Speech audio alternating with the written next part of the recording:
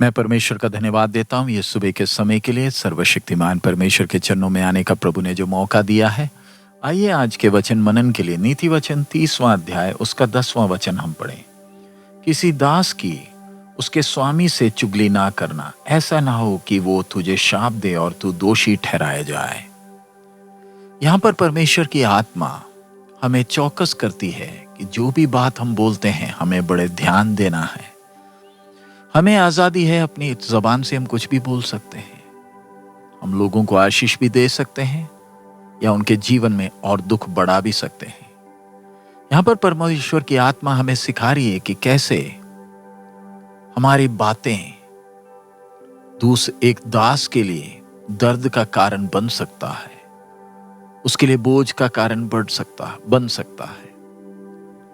एक दास या एक नौकर, ये कौन है जो शारीरिक तौर पर आर्थिक तौर पर बहुत कमजोर है, जीवन में बहुत कष्टों में से गुजरा है, उसकी गरीब परिस्थिति के कारण बहुत कष्टों में से गुजरता है। वो अपने स्वामी की सेवा इसलिए कर रहा है ताकि स्वामी के शरण में आकर वो एक आराम का जिंदगी बिता सके। उसकी भी इच्छा है कि दूसरों की तरह वो भी आराम का जीवन, सुकून का जीवन बिताए। लेकिन एक दास अपने स्वामी के अधीन है, उसके सामने और कोई उपाय नहीं है। अगर हम किसी दास की चुगली स्वामी से करें, उसके लिए बेशक कोई खड़े होने के लिए, उसके पक्ष में कोई खड़े होने के लिए नहीं है, तो भी हमें ध्यान देना है।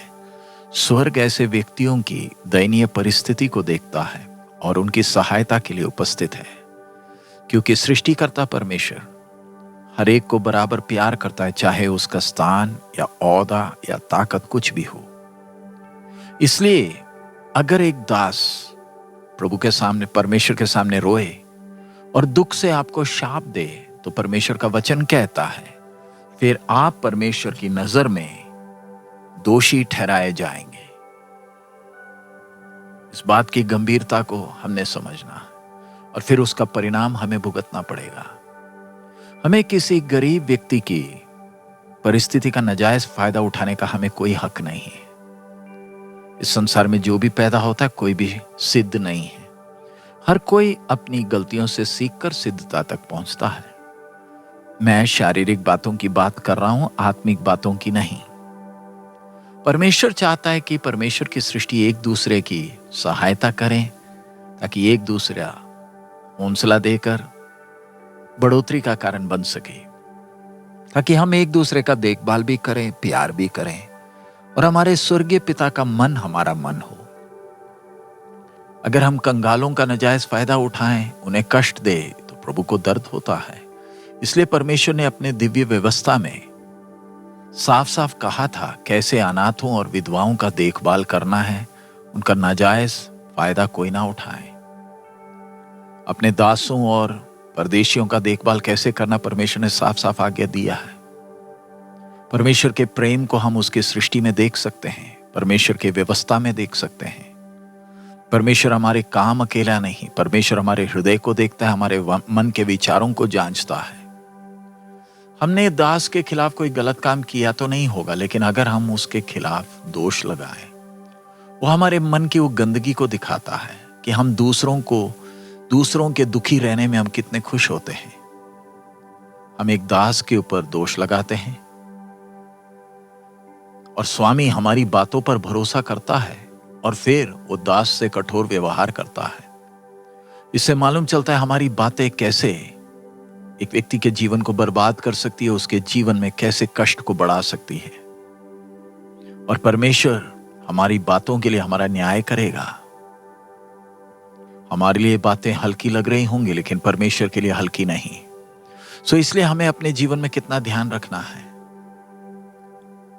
अगर पुराने नियम के लोगों से जो पाप के गुलाम थे, परमेश्वर ने आज्ञा दिया कि हर एक ने अपने जबान पर ध्यान देना है, अपने हृदय के विचारों पर ध्यान देना है, तो हम जो प्रभु के संतान हैं, पर में मसीह यीशु के संगी वारिश हैं, हमें प्रभु कितना और ज्यादा ध्यान देता है। ध्यान दे कि परमेश्वर हमारी भक्ति और प्रार्थना से बढ़कर हमारे हृदय को देखता है। प्रार्थना और आराधना, हमें लगता है उससे हम प्रभु को खुश कर सकते हैं, लेकिन प्रभु को तभी खुश कर पाएंगे अगर हमारे हृदय के विचार भी स्वर्ग को प्रसन्नदायक हैं। अगर हम प्रभु को प्यार करते हैं, हमारे जीवन में दिखेगा। हमारी आज्ञा मानना और प्रभु के वचन के प्रति हमारा ध्यान से, हमारी सोच से मालूम चलेगा। मसीह जीवन कुछ रीति रिवाज करना नहीं है, मनुष्य के बनाए धर्मों का अनुसरण करना नहीं है, लेकिन मसीह में वास करना है, ताकि परमेश्वर के साथ का हमारा संबंध हमारे दैनिक जीवन के हर क्षेत्र में दिखे। हम जो पापी हैं, हम अपने पाप में स्वभाव के अनुसार जीवन बिताते हैं। हमें पाप से प्रभु ने छुड़ाया और अब हमें नए सिरे का जन्म का अनुभव मिला है। हमारे अंदर वो दैवीय स्वभाव है जो अनंत काल के उस दिव्य जीवन का प्रकाश, उसकी महिमा को दर्शाता है। और ये प्रार्थना और आराधना में नहीं दिखता है, वरन हमारे जीवन के चाल चलन से दिखता है। हमें प्रभु यीशु मसीह के पद चिन्हों में चलना है। प्रभु ने इस संसार में जीवन जी कर दिखाया कि कैसे हमें चलना है, स्वर्ग हमसे कैसी चाल चाहता है। प्रभु यीशु की इस जीवन को जब देखे, सेवकाई में प्रवेश करने के पहले जब बपतिस्मा का समय आया, प्रभु यीशु के मनुष्यत्व पर स्वर्ग की छाप थी, क्योंकि स्वर्गीय पिता उससे प्रसन्न थे। और स्वर्ग हमसे भी मसीह जैसा स्वभाव चाहता है, क्योंकि यह परमेश्वर के संतान है।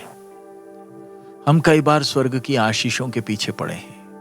हम मसीह के कद तक बढ़ना नहीं चाहते। हम दूसरों को सिखाने के लिए वचन पढ़ते हैं, लेकिन भूल जाते हैं कि परमेश्वर के वचन के उस आईने में देकर हमने अपने आप को तैयार करना है। आइए हमारा स्वभाव बन जाए कि हम वचन के प्रकाश में अपनी कमियों को देखें, ताकि इस अंधेरे भरे दुनिया में हम प्रकाश का काम करें। हमने याद रखना है कि पवित्र आत्मा परमेश्वर हमारे अंदर वास कर रहा है, केवल अपने सामर्थ्य को हमारे जीवन से दिखाने के लिए नहीं। हमें मसीह का सही सच्चा गवाह इस पाप भरे दुनिया में बनकर खड़े होना है। हमारा जीवन इस संसार में मसीह यीशु के स्वभाव को प्रकट करें, ताकि दूसरे लोग भी हमारा जीवन देखकर पाप के बंधन से आजाद हो। मसीह के द्वारा हम पाप के बंधन से आजाद हो गए, और यह आजादी हमारे स्वभाव में, हमारे विचार, हमारी बातों और हमारे कामों में दिखता है। अगर नहीं दिखे तो हमारा नए जन्म का अनुभव किसी काम का नहीं। दुनिया हमें देखकर बोले कि ये पवित्र परमेश्वर के संतान हैं, नहीं तो स्वर्ग हमारा न्याय करेगा हमारे सारे बातों और कामों के लिए। न्याय सिर्फ अविश्वासियों के लिए नहीं, लेकिन हम जो परमेश्वर के संतान हैं, हमें अपने चाल चलन का हिसाब देना है। इसलिए प्रभु यीशु मसीह ने कहा, अपने शरीर के उस अंग को काट देना अच्छा है अगर वो हमें ठोकर दे, नहीं तो सारे अंगों के साथ नरक में पहुंचने से बेहतर तो वही है एक अंग के बिना स्वर्ग पहुंचे। तो आइए हम अपने जीवन को ध्यान दें, हर क्षेत्र को ध्यान दें, ताकि हमारा जीवन स्वर्ग के लिए महिमा का कारण बने।